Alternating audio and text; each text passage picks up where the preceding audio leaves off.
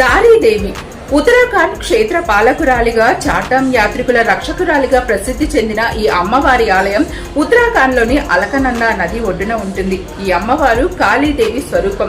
ప్రతినిత్యం 3 రూపాలను మారుస్తూ భక్తులకు దర్శనమిస్తారు. ఉదయం బాలిక రూపంలోనూ, మధ్యాహ్నం యవ్వన రూపంలోనూ, సాయంత్రం ముసలి రూపంలోనూ మారుతూ భక్తులకు దర్శనమిస్తారు.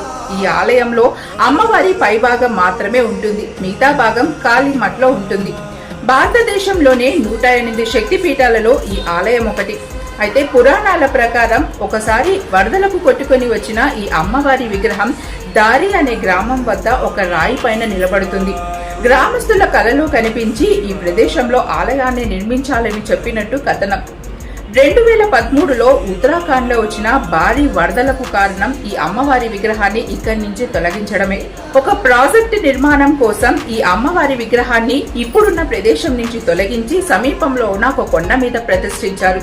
అలా ప్రతిష్ఠించిన కొన్ని గంటల వ్యవధిలోనే కుంభవృష్టి కురిసి అలకనంద ఉగ్ర రూపం దాల్చి విలయ తాండవం చేయడంతో 10,000 మంది పైగా ప్రాణాలను కోల్పోయారు.